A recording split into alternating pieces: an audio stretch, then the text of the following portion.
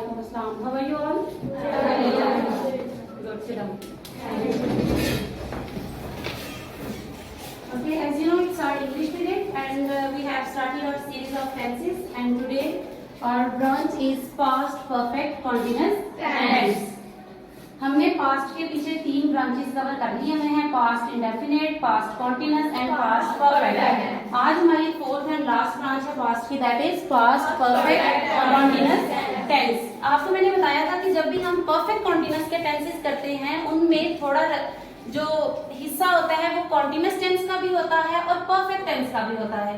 दोनों टेंसेस जब मिलेंगे तो फिर हमारा पास्ट परफेक्ट कॉन्टिन्यूअस टेंस बनेगा। यानी कि कॉन्टिन्यूअस की क्या पहचान थी? फजर आप खड़े होकर बताएं, पास्ट कॉन्टिन्यूअस की क्या पहचान थी उर्दू में? पास्ट कॉन्टिन्यूअस हमने जो पढ़ा, रहा था, रही थी, रहे थे वगैरह आता है। रहा था, रही थी, रहे थे वगैरह आता है। उनमें हमारा आप बताएं कि हमने उसमें हेल्पिंग वर्ब कौन सा पढ़ा है पास्ट परफेक्ट में?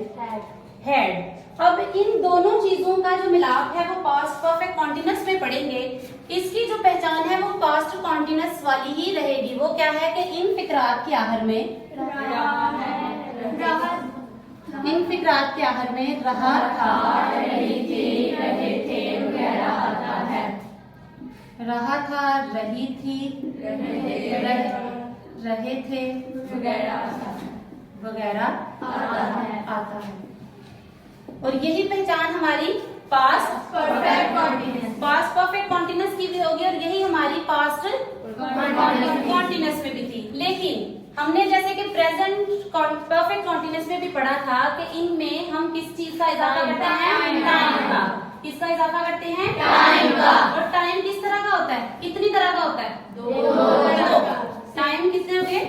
2 टाइप्स का टाइम होगा। ठीक है, एक होगा मुअय्यना वक्त, यानी कि जिसका आपको कंफर्म पता होता है, और एक होगा गैर मुअय्यना वक्त जिसका आपको कंफर्म पता नहीं होगा। मुअय्यना मुद्दत कौन सी होगी? मुअय्यना वक्त कौन सा होगा जिसका आपको कंफर्म पता है? जैसे कि जनवरी में मेरी पैदाइश जनवरी में हुई, ठीक है, या मैं 1980 से स्कूल में पढ़ा रही हूँ। लेट्स सपोज आप इस तरह का काम कर लें। और अगर आपके डे को डिवाइड किया जा रहा है 3 पार्ट्स में या 4 पार्ट्स में, like morning, afternoon, evening, night, ठीक है, ये सारे काम भी आपके मुअय्यना मुद्दत में ही आएंगे। इसके अलावा आपके डेज ऑफ वीक हैं, जैसे it's Monday, Tuesday, Wednesday, Thursday, Friday, कुछ भी हो सकता है इन डेज में से, ठीक है, तो वो भी आपका मुअय्यना वक्त होगा।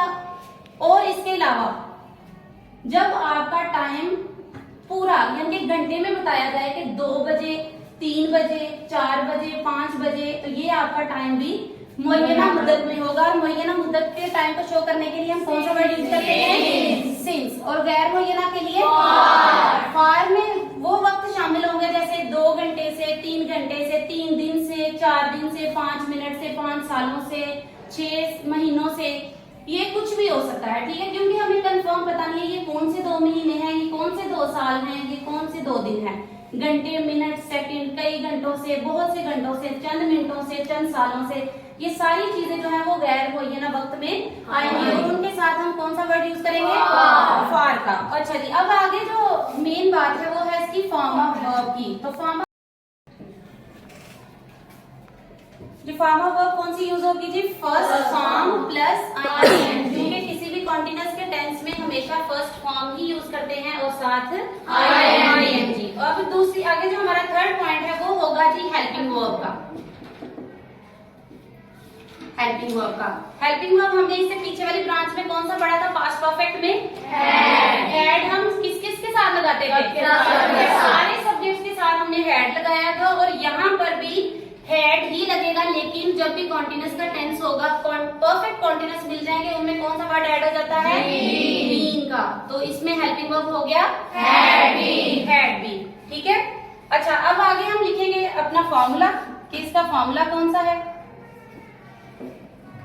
तो फॉर्मूला में सबसे पहले एज यूजुअल जैसे सारे सेंटेंसेस में पढ़ते हैं सब्जेक्ट आएगा। सबसे पहले क्या आएगा? सब्जेक्ट के बाद आएगा हमारा हेल्पिंग वर्ब कौन सा होगा? यानी कि सेकंड नंबर पे हमेशा हेल्पिंग वर्ब आएगा। थर्ड नंबर पे आएगी फॉर्म ऑफ वर्ब, तो वो कौन सी है? फर्स्ट फॉर्म प्लस हाँ जी, इसके बाद आएगा हमारा ऑब्जेक्ट, जिस पर काम हो रहा है, ठीक है, आएगा हमारा ऑब्जेक्ट। इसके बाद आएगा हमारा सिंस या फॉर। हमने अकॉर्डिंग टू टाइम, जो भी हमारा सेंटेंस में टाइम होगा उसके अकॉर्डिंग हमने सिंस या फॉर को पुट करना है और लास्ट में हमने वो वाला टाइम मेंशन कर देना है, ठीक है। ये हमारा होगा फॉर्मूला। अब हमने करना है इसके एग्जांपल्स को। जैसे एग्जाम्पल है, असलम 2 घंटे से खत लिख रहा था, ठीक है। अब सामने ऊपर ही फॉर्मूला लिखा हुआ है, आपने मुझे इस फॉर्मूला को देखते हुए इसकी ट्रांसलेशन करवानी है। असलम, इसमें क्या है? सब्जेक्ट। सब्जेक्ट, सब्जेक्ट कौन सा है? असलम। तो सबसे पहले आ गया जी असलम।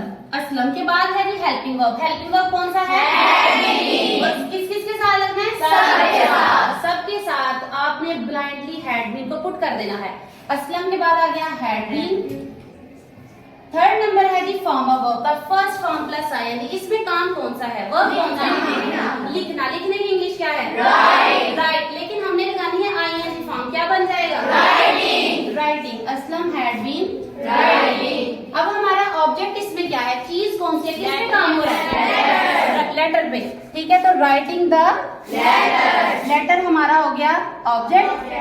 अब हमारी आगे बारी है सिंस या फॉर की। सिंस या फॉर, अब हमने देखना है यहाँ पर टाइम कौन सा है? 2 घंटे। तो 2 घंटे किस में आएगा? तो इसमें क्या आएगा फिर? फॉर। अब आगे है टाइम। टाइम क्या है? 2 आवर्स, ठीक है। 2 आवर्स, 2 घंटे से, बस समझ आई? अच्छा चले मैं ये एग्जांपल रेज करते हुए एक मैं लिखती हूँ, फजर आ पाए तो इसको चेंज करना। फिर आप फॉर्मूला सामने लिखा होगा, आपने उसकी हेल्प से इसको चेंज करना है।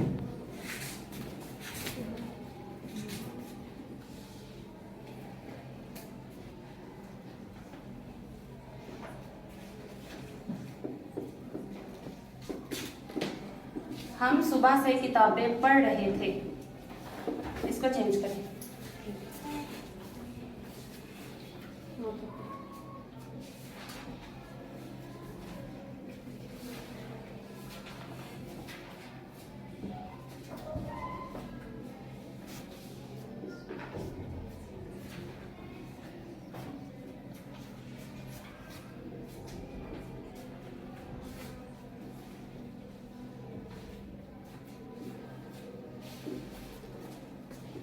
अच्छा, इसने चेंजिंग की है। We had been reading the book since morning. आप खड़े होके बताएं हमें हमारा क्या इसने ठीक की है चेंजिंग?